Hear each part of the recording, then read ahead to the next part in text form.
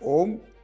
मैं योगाचार्य डॉक्टर नरेंद्र कुमार सनाड्य, अश्रेणी पंजीकृत आयुर्वेदिक चिकित्सक और अंतर्राष्ट्रीय योग प्रशिक्षक एक बार पुनः आपके समक्ष योग के किसी विषय पर चर्चा करने के लिए, अपने विचार प्रकट करने के लिए, अपनी जानकारी साझा करने के लिए उपस्थित हूँ। आज जो सवाल सामने है, जो विषय हमारे सामने है, वो ये है कि क्या योगाभ्यास के लिए किसी गुरु के निर्देशन की आवश्यकता है, किसी गुरु का होना आवश्यक है। इस विषय पर हम आज चर्चा करेंगे। पहली बात तो ये कि योगाभ्यास कोई फिजिकल एक्टिविटी नहीं है।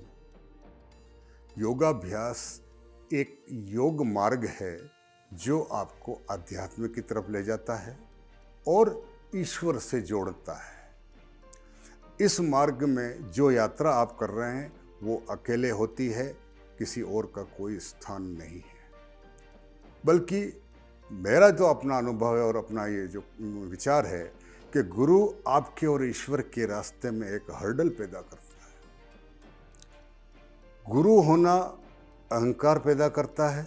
किसी को गुरु बनाना अपने विवेक और बुद्धि को गिरवी रखना है, अंधभक्त बनना है, अंधानुयायी बनना है।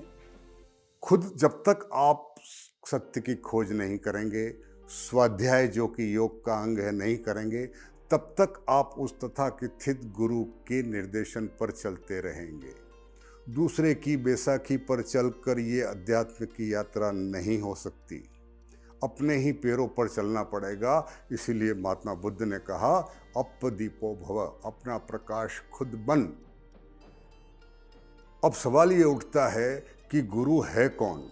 अभी गुरु और शिक्षक में आपको अंतर समझना पड़ेगा। आज आपके हमारे सामने जितने भी योग सिखाने वाले हैं, उसमें मैं भी शामिल हूँ, और भी हैं, मुझसे बेटर होंगे, लेकिन वो सब शिक्षक हैं, गुरु नहीं। शिक्षक और गुरु में जमीन आसमान का अंतर है।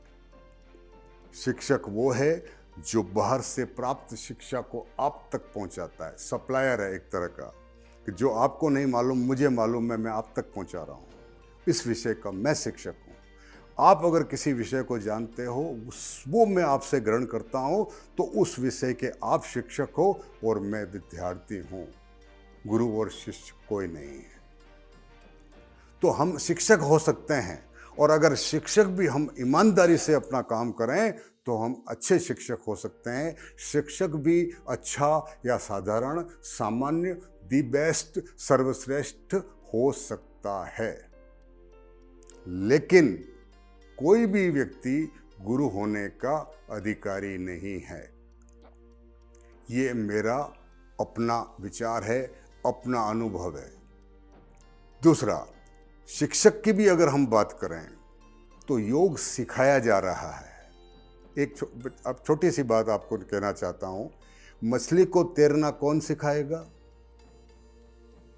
हिंदुस्तान के, भारत के किसी नागरिक को, भारतीय को योग सिखाना ठीक वैसा है जैसा कोई मछली को तैरना सिखाए। हम भारत के व्यक्ति, योग से ही हमारा जन्म हुआ है। योग ही हमारी जीवन शैली है। जाने अनजाने में भी हम किसी न किसी योग की क्रिया से जुड़े हुए हैं। बस ये है कि हम आधुनिक चकाचौंध में, बाहर की संस्कृति के प्रदूषण में हम अपनी विधा को भूल गए। उसे कोई हमें दिखा सकता है, सिखा सकता है, वो शिक्षक है। एक उदाहरण देता हूं। आप देखिए, कोई नहीं, हर व्यक्ति जिसने कभी योग का कोई क्लास अटेंड नहीं करी, कोई योग के बारे में जाना नहीं, वो भी योग से जुड़ा हुआ है। हठ योग की आप कोई भी प्रक्रिया देख लीजिए। जब गांव का एक आदमी दांत को उंगली से साफ करता है तो ये दंत धोती में आता है। जीभ को नीम की टहनी से साफ करता है तो वो जीवा धोती में आता है। उल्टी करता है तो वो वमन धोती में आता है। कोई न कोई क्रिया से हम निश्चित रूप से जुड़े हुए हैं। हर भारतीय योग से जुड़ा हुआ है। इसलिए योग हमारे लिए कोई अजनबी चीज़ नहीं है, बाहर की चीज़ नहीं है।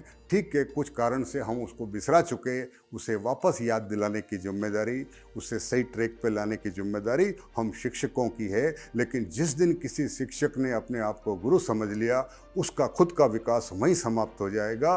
वो अहंकार उसे उसके मार्ग पर आगे बढ़ने नहीं देगा। ये मेरे विचार हैं, हो सकता है आप सहमत नहीं हो। ठीक है, तो फिर देख लेते हैं महर्षि पतंजलि क्या कहते हैं। उनके विचारों से तो आपको सहमत होना ही पड़ेगा।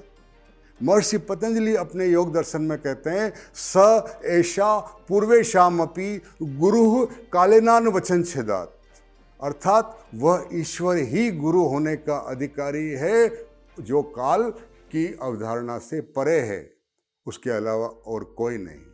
तो महर्षि पतंजलि के निर्देशों का भी हम फॉलो करें तो कोई भी गुरु होने का अधिकारी नहीं है, केवल ईश्वर ही गुरु होने का अधिकारी है। फिर भी आपको मार्गदर्शन के लिए किसी गुरु की आवश्यकता होती है तो कृष्णम वंदे जगत गुरु भगवद गीता को आप अपना मार्गदर्शक ग्रंथ माने और कृष्ण को अपना गुरु माने, पर्याप्त है। ओम तत्सत।